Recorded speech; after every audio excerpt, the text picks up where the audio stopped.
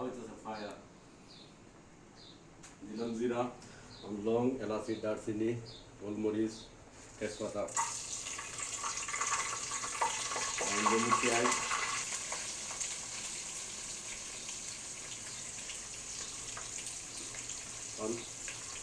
Fire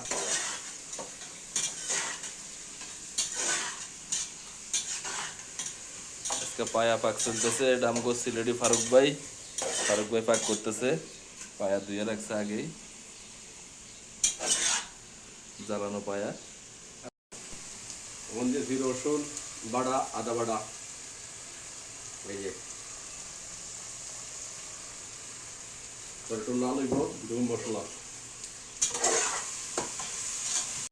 পেস্টের জন্য সিদ্ধ হইব।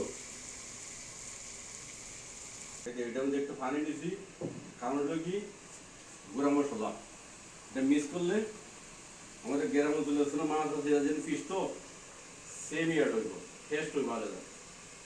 এটা হলো হলুদের গুঁড়া, এরপর হলো আপনার মরিচের গুঁড়া, মরিচ অল্প দিয়ে বেশি মাছ করবে।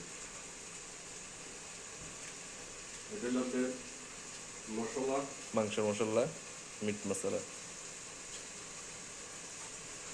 এটা হলো আপনার জিরা মশলা। আমরা বিদেশের বাড়িতে সবকিছুই পাউডার, এখানে বাটার কোনো সিস্টেম নাই। এটা হলো ধনিয়া মশলা হালকা দোলাই। এটা হলো গরম মশলা।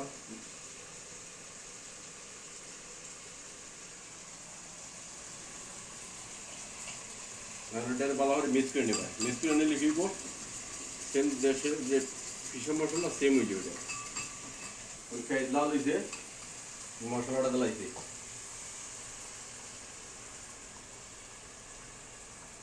হালকা একটু পানিটা দইয়া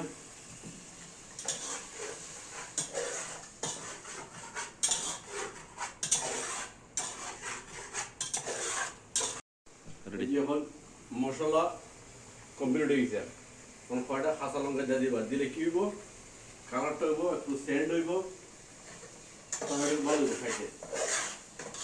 আমার কমপ্লিট হয়ে গেছে, মশলা বোনা কমপ্লিট হয়েছে। এখন আমরা পায়া ডালতেছি,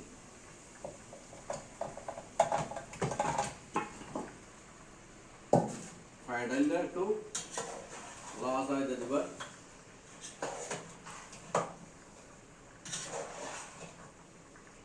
এই যে একটু দেখো পায়া মশলা মিক্স হয়েছে।